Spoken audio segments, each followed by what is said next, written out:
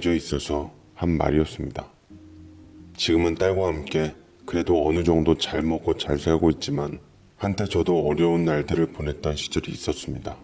처음에는 저 역시 휩쓸려서 결혼하고 휩쓸려서 이혼하고 뭐 그렇게 되어서 살게 되었습니다. 젊어서 사고쳐서 애 생겨서 책임감 가진답시고 결혼한 게 제 결혼 생활의 불행의 시작이었는지도 몰라요. 사실 저는 제가 어렸을 적 어머니께 버림받은 상처 때문에 아이만큼은 꼭 부모 그늘 아래서 키우고 싶었습니다. 저희 친부모님은 서로 사랑해서 결혼을 약속하셨지만 결혼식을 앞두고 아버지는 불의의 사고로 돌아가시고 어머니께선 뒤늦게 저를 가지신 걸 안 덕분에 절 낳자마자 저를 등지곤 다른 곳에 제가하셨다고 하더라고요. 지금 부모님께서는 사실 작은아버지 내외분이신데 아이가 없어 조카인 저를 입양해서 길러주셨습니다. 사랑으로 절 기르시긴 했지만 전 늘 친부모님에 대한 채워지지 않은 사랑에 대해 목말라하며 핏줄에 대해 집착했습니다. 그렇지만 사랑 없이 애정 없이 책임감만으로 시작된 결혼 생활은 개차반으로 이루어졌고 아내는 아이를 두고 나가고 들어오기를 반복하다가 끝내는 아이가 7살 정도 되었을 때 영영 돌아오지 않게 되었습니다.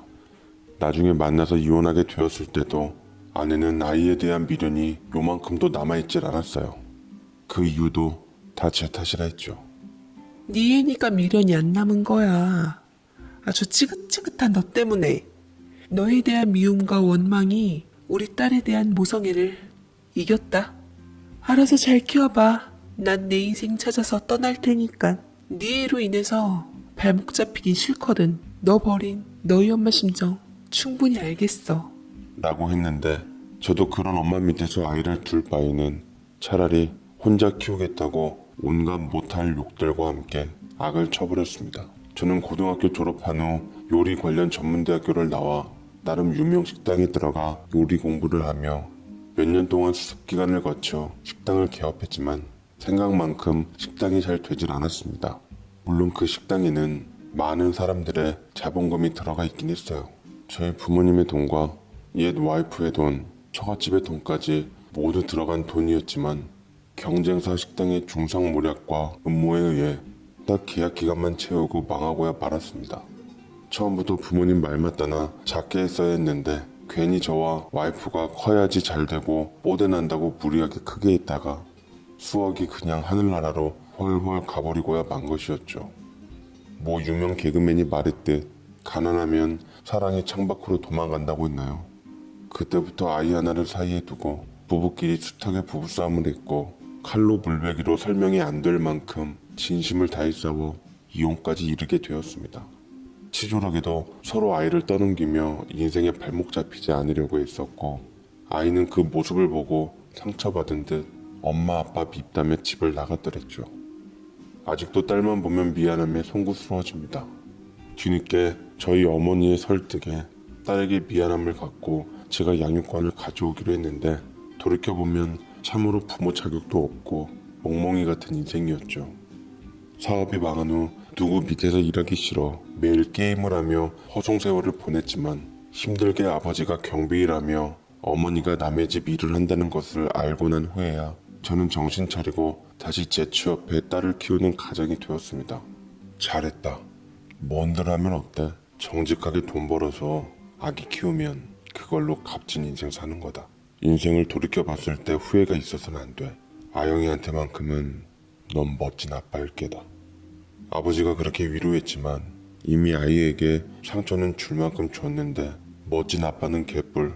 저는 숨쉬는 인생인 만큼 딸에게도 잘하려고 노력했고 딸 역시 빨리 철이 들어 미안하게도 아내 대신 고사리 손으로 할머니와 함께 제 뒷바라지를 하게 되었습니다.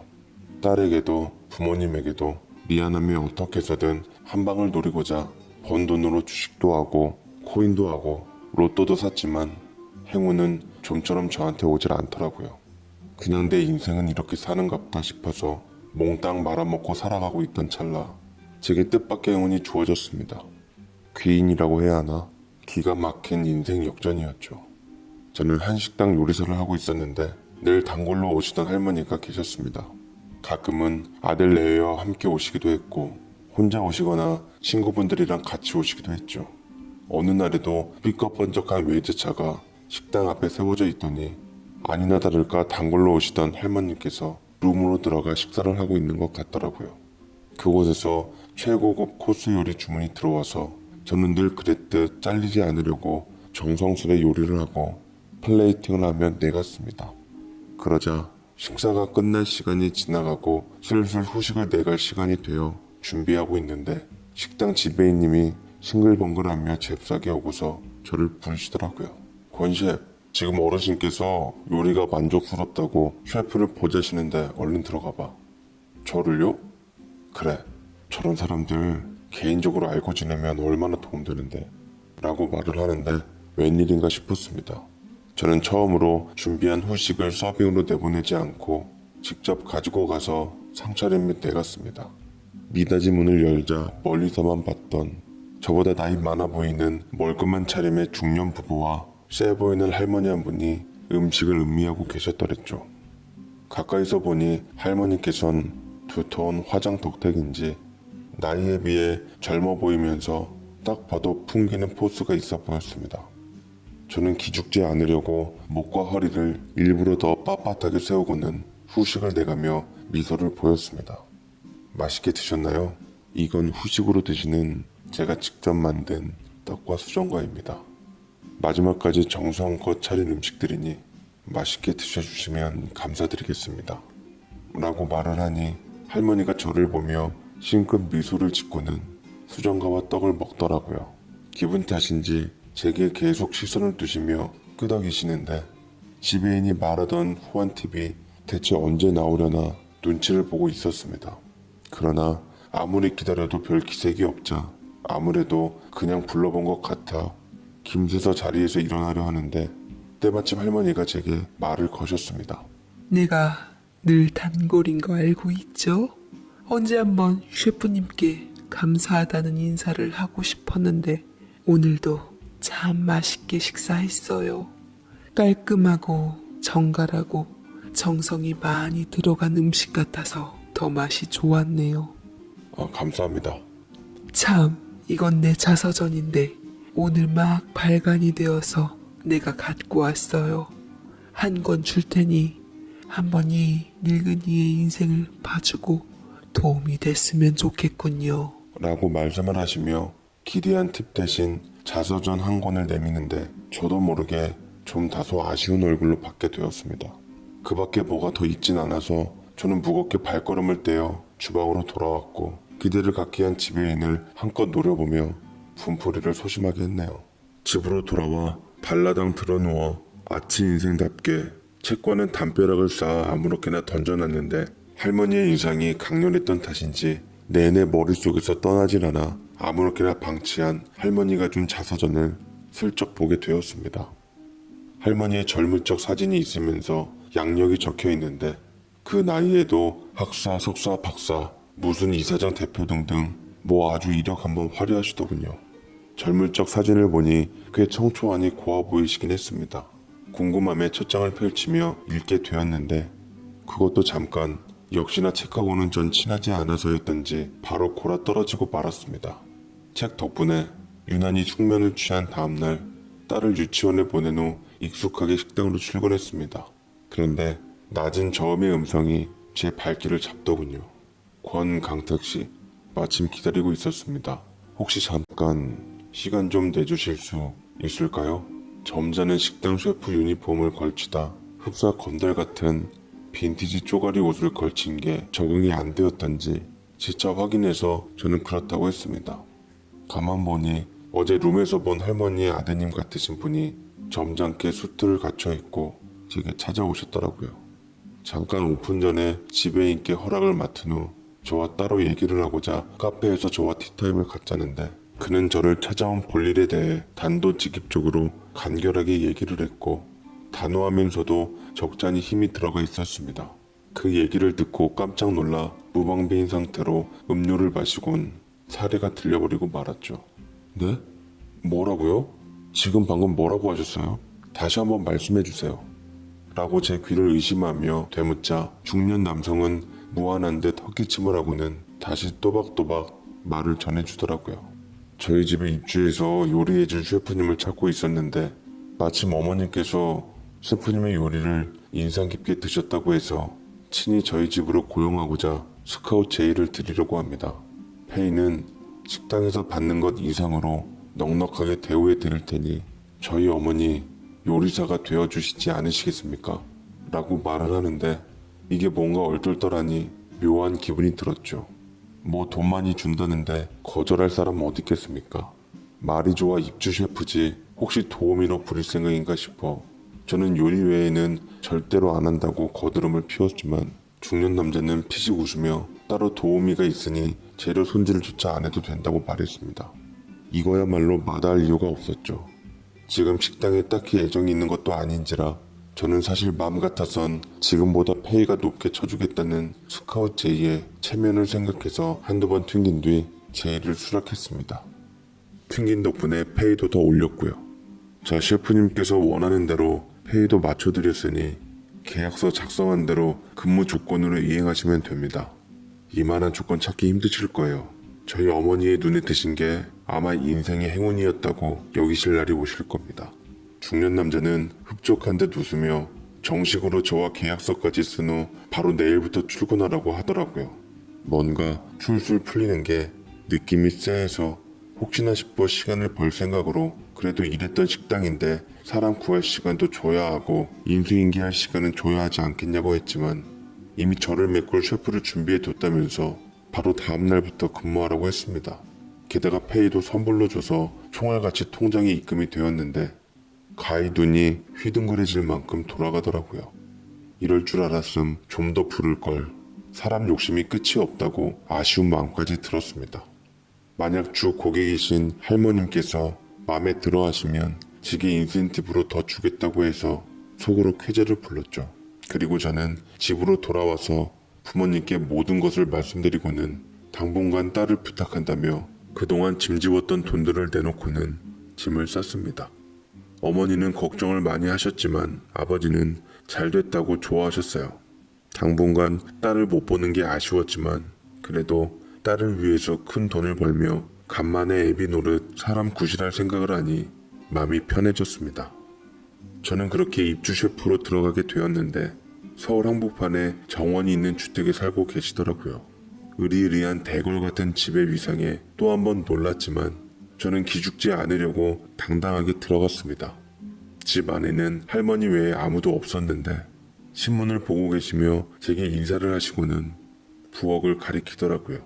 마침 식사 때인지라 저는 돈값을 하기 위해 고용주의 심기를 거스를 생각이 없었고 인센티브란 혜택을 기대하며 당장 앞치마를 두르고 요리를 해드렸습니다. 식당에서 먹었던 요리의 재료가 고스란히 손질되어 있더라고요. 워낙 많이 해봤던 요리라 뚝딱 빠른 시간 내에 해내었고 할머니를 위해 내왔습니다. 할머니는 기대했던 만큼 요리를 맛있게 드셨고 제게 빙그레 웃으며 이혼하고서 딸 하나 키운다던데 살면서 힘든 거는 많이 없었어요? 보니까 부모님도 함께 모시고 사는 것 같은데 어린 딸에다 부모님까지 젊은 사람이 보기보다 대단하네요. 저는 깜짝 놀랐습니다. 제가 이혼한 건 어찌 알았고 딸 하나 키우고 있는 건 또 어떻게 알았는지 할머니는 이미 제 마음을 알고 있다는 듯 말하더라고요. 놀랐어요? 입주로 사람을 들이는데 뒷조사는 기본이죠.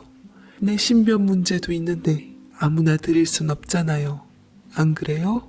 아, 네, 그렇긴 하죠. 그래도 당황스럽긴 하네요. 제 뒷조사를 하실 줄은 몰랐습니다. 그 노인네가 제 과거에 어디까지 알고 있는지 모르겠더라고요. 이래서 평소 죄 짓고 살면 안 된다는 말이 나왔나 봐요. 몇 번 가게 말아먹고 여러 가지 방편으로 돈 날린 것 외에 나쁜 짓 한 건 없으니 떳떳하지 못할 이유는 없었습니다. 제가 기분 나쁜 것을 돌려 떨떠름해하자 할머니는 웃으며 도리어 제 칭찬을 하시기 시작하더라고요. 덕분에 나는 건강특씨가 더 바람직한 사람 같아서 끌렸어요. 앞으로 매일 얼굴 보며 한 집에서 살아가야 할 텐데 앞으로 부부처럼 살아갈 사이에 서로에 대해 이렇게 차츰차츰 알아가도록 해요. 네? 부부요? 제가 화들짝 놀라서 반문하자 할머니는 능글스럽게 웃으며 말이 그렇다는 거라고 사람을 그런 식으로 혼란스럽게 했습니다. 첫날부터 석연찮은 느낌에 저는 인사를 하고 방으로 들어갔고 괜히 잘못 들어와 할머니한테 코 깼는 게 아닌가 싶어 걱정스러웠지요. 조마조마한 마음으로 발을 동동 굴렀는데 할머니의 농담 한마디 같고 좌불안석이었던 것을 떠올리면 그 당시 저도 어지간히 순진했던 모양이었습니다.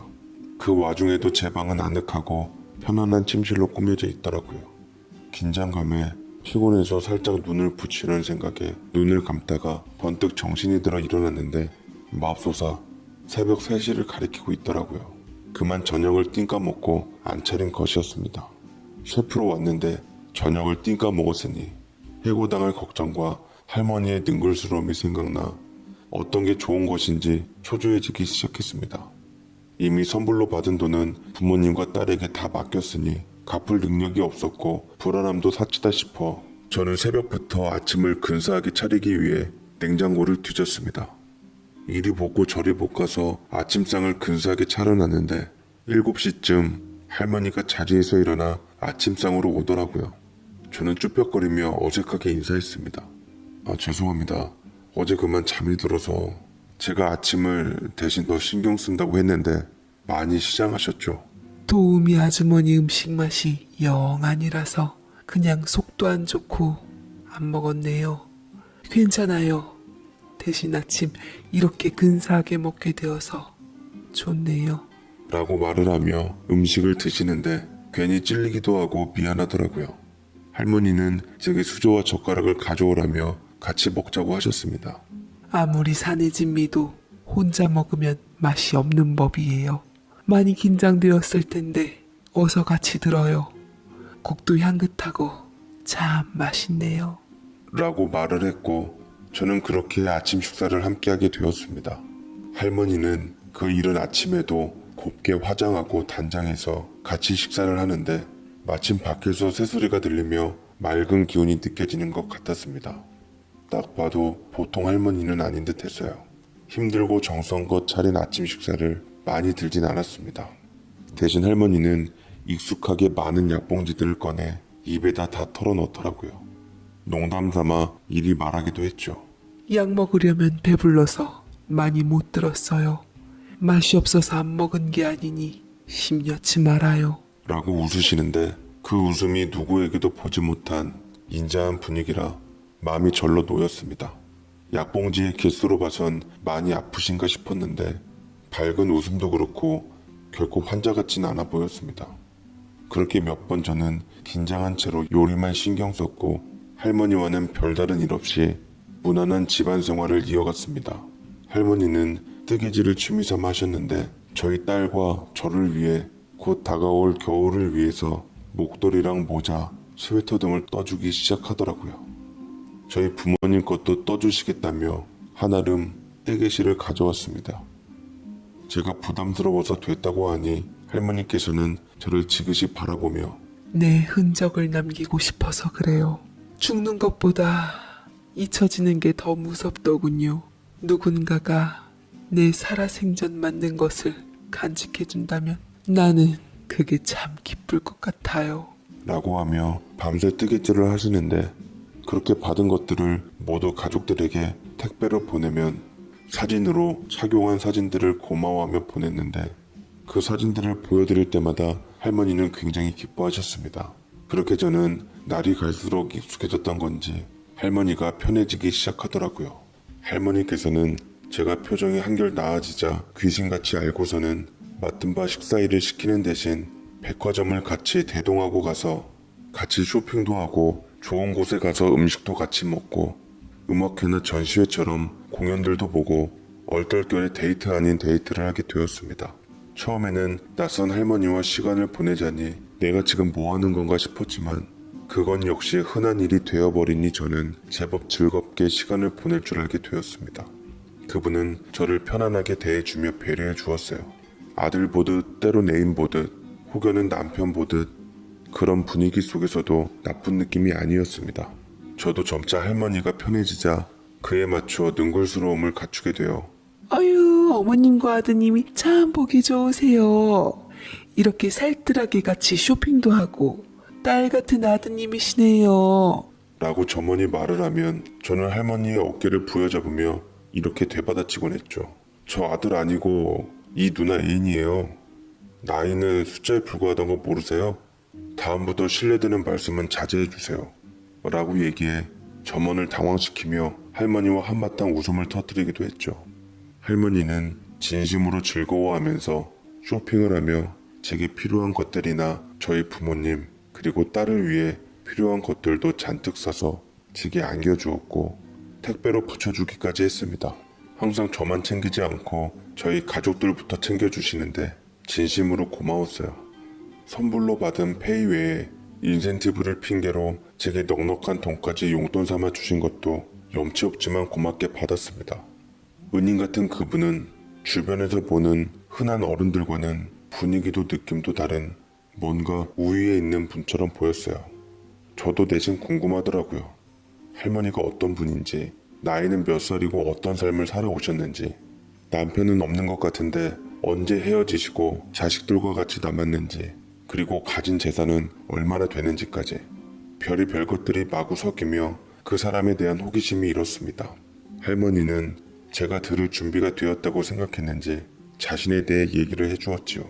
어렸을 적부터 부잣집 고명딸로 태어나 남편을 만나서 결혼하고 행복하게 살다가 10년 전 남편을 병으로 먼저 보내고 여태 혼자 3남 1녀 자식들 키우면서 사셨는데 이제 자식들이고 뭐고 행복하게 남은 노후 생활하며 가진 돈으로 인생 꾸려가며 살고 싶다는 얘기를 했습니다. 그리고 마지막으로 제가 생각지도 못한 말까지 두툼한 약봉지를 챙기며 아무렇지 않게 슬쩍 흘리더라고요. 사실을 솔직하게 고백하자면 내가 많이 아파요. 애써 가족들이 숨기고 있지만 분위기를 봐선 살 날이 얼마 남지 않은 것 같아요. 그래서 아프고 힘든 모습 보이고 싶지 않아 늘 두꺼운 화장으로 감추고 있죠. 물론 어떻게 될지 섣불리 말은 못하지만 어쩌면 강택 씨와 계약한 1년을 다 못 채우고 내가 먼저 저 세상으로 갈 수도 있어요. 그래도 계약한 돈은 다 줄 거니까 걱정하지 말아요. 라고 말씀하시는데 심장 쪽이 많이 안 좋아 몇 번 수술을 받으셨다고 하더라고요. 언제 심장이 멈춰 저 세상으로 갈지 모른다고 하며 늘 죽음이 드리워져 저승사자와 함께 사는 기분이라고 하니 내심 동정심이 들기 시작했습니다. 놀라운 가운데 그분은 제 손을 잡고 뺨을 쓰다듬었습니다. 나 강택 씨 한 번만 안아봐도 될까?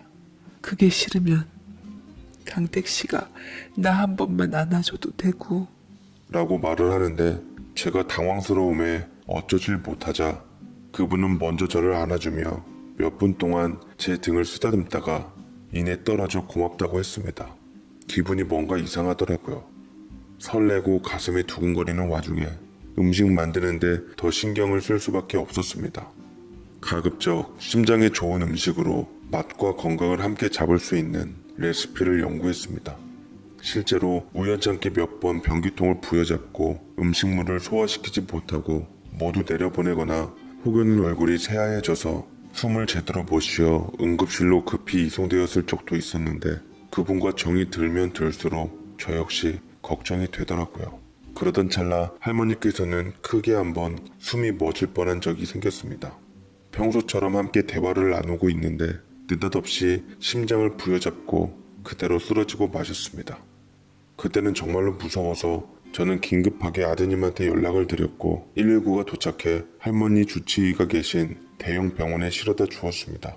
며칠 동안 중환자실에 있었는데 이번에야말로 할머니의 생이 마감될 수 있다며 가족들은 걱정했고 저는 덜컥 겁이 났습니다. 그분의 인자한 얼굴을 못 본다고 생각하니 느낌이 쎄해지더라고요. 이상했어요. 아치로 살아왔던 내가 어떻게 가족도 아닌 누군가에게 타인에게 이러한 감정이 들 수 있는지 말로 다 할 수 없는 이런 감정이 무슨 감정인지는 모르겠지만 한 가지 확실한 건 그분이 제 마음에 들어왔다는 것이었습니다. 내내 같이 함께 있어서 그런지 이성적인 감정이 꼭 아니어도 그냥 단순한 정이어도 그분이 제게 베풀어준 은혜 때문인가 특별한 감정이 들기 시작했습니다. 가끔은 이런 생각도 들었어요. 영화에서나 일어날 법이기도 하지만 혹여나 이분이 내 친어머니가 아닐까. 나를 버리고 제가 하셨다던 친어머니가 아니면 날 이렇게까지 잘 알고 어떻게 챙겨줄 수가 있을까 싶었지만 그분의 이력을 보면 그건 아닌 것 같았습니다. 저는 얼굴도 보지 못한 친어머니에 대한 정을 할머니에게 느끼며 대리만족으로 친어머니가 생긴 것 같은 느낌으로 그분을 특별하게 돌보게 되었고 그분은 제 속내를 털어놓자 저를 안타깝게 여기며 우리는 점차 고용주와 고용인의 관계를 탈피해 가족이 되어가고 있었네요. 그분 역시 저를 가족으로 느끼는 것 같았고 저는 이제까지 제가 살아왔던 방식과는 다르게 그분을 위한 존재로 사람으로 자리매김하고 싶었습니다. 그렇지만 제가 그분께 진심을 다하면서부터 그분은 휴가를 핑계로 제게 자유를 주었고 수척해진 얼굴로 당부를 하시더라고요. 처음 계약 조건처럼 항상 곁에 수족처럼 있으면서 셰프를 한다는 조항은 없는 걸로 하자. 혼자 있는 게 무서워서 언제 어떻게 내가 무너질지 몰라 강택 씨에게 돈을 주면서까지 곁에 있게 하고 싶었었는데 그것도 부질없는 내 욕심인 것 같아. 나는 강택 씨가 자격 없는 나로 인해 슬픈 게 이제 싫어. 미안하다 강태가. 라고 처음으로 제게 강태가라고 말을 놓은 채 눈물을 글썽이셨고 저는 집과 병원을 왔다 갔다 하며 그분을 돌보면서 제 삶까지 함께 찾을 수 있게 되었습니다. 원래는 셰프로 인연을 맺었지만 친구가 되었고 나중에는 병간호사나 다름없게 되었지만 아무래도 상관없었습니다. 집에 돌아온 저를 보며 부모님께서 놀라시고는 그동안의 이야기를 듣고 싶어 하시더라고요. 저는 괜히 할머니를 이상한 시선으로 볼까 싶어 좋은 부분만 말해 주었고 제 감정이나 그분의 감정은 얘기하지 않았습니다. 부모님과 딸은 은인 같은 그분을 진심으로 걱정해주며 부디 빨리 쾌차하시면 좋겠다는 바람을 밝히고는 좀 더 나아가 그분에게 감사하다는 인사를 드리고 싶다고 했습니다. 하지만 한사코 거부하는 그분의 의사에 결국 뜻한 바를 못 이룬 부모님께서는 내내 신세진 게 마음에 걸렸던지 어른들이 불편하면 어린 딸 아이라도 같이 가서 인사드리라고 했습니다. 그 사이 몸이 더 안 좋아지셨는지 병원에 입원하게 된 할머니께서는 저승사자와 동행할 준비를 하신 듯 많이 힘들어 보였는데 제 딸아이를 병원에 데려가자마자 눈물을 흘리시더군요. 강택 씨 딸이 참 예쁘네. 강택 씨랑 많이 닮아서 더 예뻐. 어린 강택 씨를 보는 것 같아서 뭔가 마음이 좋아. 고마워 강택 씨. 우리 예쁜 꼬마 손님을 보게 해줘서. 얼른 털고 일어나서 우리 꼬마 손님 예쁜 니트 가방이랑 원피스 한 벌 떠주고 싶은데 참 몸이 말을 안 듣네. 저승사자가 조금만 더 내게 시간을 주면 참 좋을 텐데 아무리 돈이 많아도 내 맘대로 되지 않으니 다 부질없지. 재물이란 게 그런 거야. 아무리 많아도 죽을 때 싸들고 갈 수 없는 거. 그러니 강택 씨도 너무 욕심내지 말고 지금처럼 소신 지키며 잘 살았으면 좋겠어. 내가 남기는 유언이라고 생각해도 좋아. 딸에게 항상 멋진 부모로서 책임감 있게 지금처럼 잘 살면 돼. 알았지? 라고 말씀하셨고 올라오는 울컥하는 슬픔에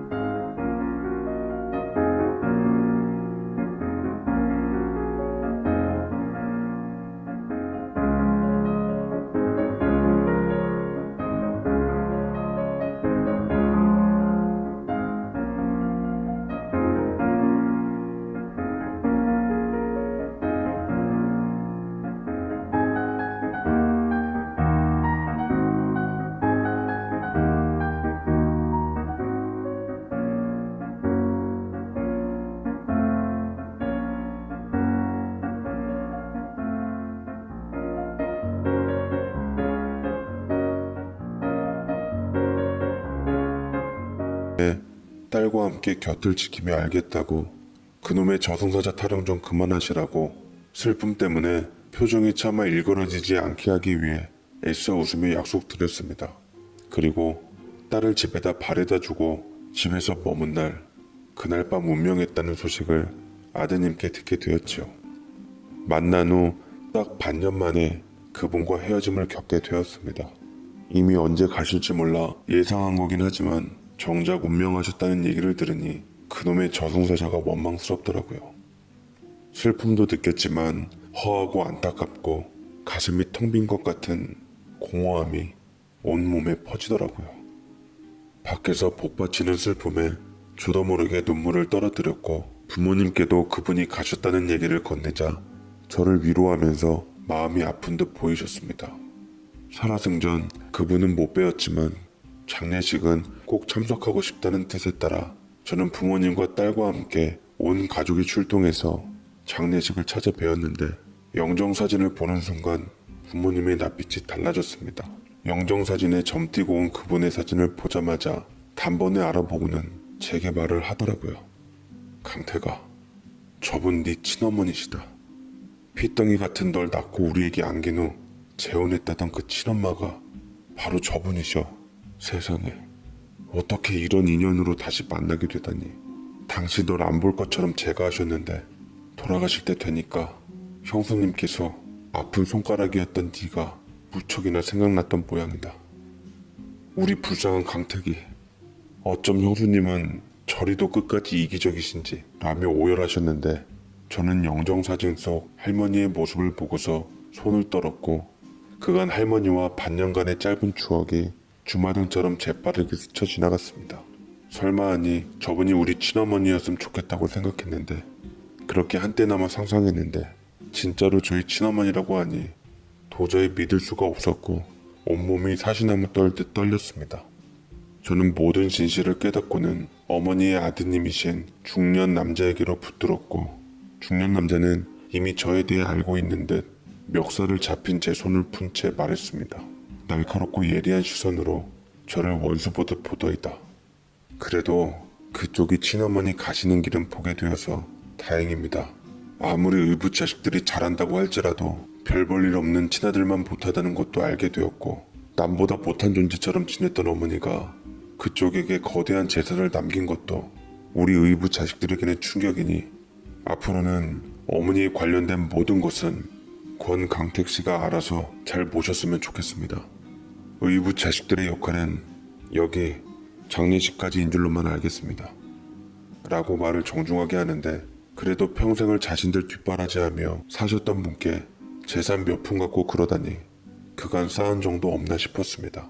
그러나 딴엔 생각하면 참 재수없고 짜증났지만 이해를 못하는 바는 아니었습니다.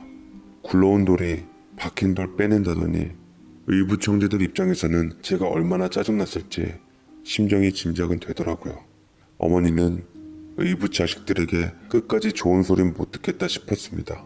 저는 작은아버지께 어머니의 사정 얘기 또한 대략 들었는데 솔직히 제가 이해하는 데는 썩 와닿진 않았습니다. 어머니께서는 어린 저를 작은아버지께 입양 보낸 뒤 부잣집 남자인 애 넷딸린 사람과 결혼하며 가난 때문에 못다 했던 자신의 학업의 열정을 불태웠다고 하더군요. 덕분에 다 같이 유학도 다녀오고 지식인으로서 하고 싶은 일 다 하며 의붓 자식들 뒷바라지까지 다 했다고 합니다. 그러던 중에 어머니의 남편이 돌아가신 후 재산을 상속받게 되면서 훗날 의붓 자식들에게 공평하게 나눠주기로 했는데 그중 제가 친자식으로서 들어가며 상속자가 되었던 것이었죠. 뿐만 아니라 제 딸도 더불어 상속자로 지정이 되어 있었는데 유달리 정이 갔던 그분이 제 친어머니라는 것도 놀라울 따름인데 저희를 위해서 재산까지 다 챙겨주니 고맙기는 했으나 말로 설명 못할 먹먹한 감정만이 남아있었습니다. 어머니가 처음으로 제게 남겨주신 자서전을 읽고 어머니가 살아온 생을 보며 그리고 그녀가 나에 대해 얼마나 미안함을 가지고 있었는지 얼마나 평생을 자책하고 살았는지 알게 되었지만 가슴에선 이해는 안 되더라고요. 성공하고 남부럽지 않은 삶의 소유자답게 자식에 대한 그리움과 미안함을 아는 도리는 아는 분쯤으로 여겨질 뿐이었습니다. 다만 저는 그걸 계기로 곁에 있는 딸에 대해 부성애가 샘솟기 시작했습니다. 제 인생을 위해서 딸을 저버리지 않았던 제 행동에 대해 다시 한번 잘했다 여겨지더라고요. 전 평생 딸을 위해 살기로 결심했습니다. 제가 받은 한 만큼은 절대로 딸에게 남겨주고 싶지 않다는 생각도 들었고요. 비록 저는 한평생 친어머니를 원망하면서 살았지만, 비록 이 세상에서 어머니라는 소리는 한 번 내뱉지 못했지만, 이렇게 죽기 직전이라도 절 외면하지 않은 채 챙겨주고 지켜준 어머니께 진심으로 감사는 드리고, 저는 어머니가 먹고 살라고 남겨준 재산으로 번듯한 집도 사고 한식당을 차려 메인 셰프로서 운영하며 뒤늦게 철들은 상태로 살아가고 있네요. 한때나마 제 친어머니였으면 좋겠다고 생각했던 적이 있었지만 정말로 제 친어머니라고 밝혀지니 모르겠습니다. 차라리 타인이라고 생각했을 때가 제게는 더 위로가 되네요. 제 마음이 왜 그런지 저도 잘 모르겠습니다. 딸과 함께 언제까지나 부모님 모시면서 행복의 날개를 딛고 자유롭게 날아다녀 희망을 잃지 않고 살 수 있도록 최선을 다하며 살겠습니다.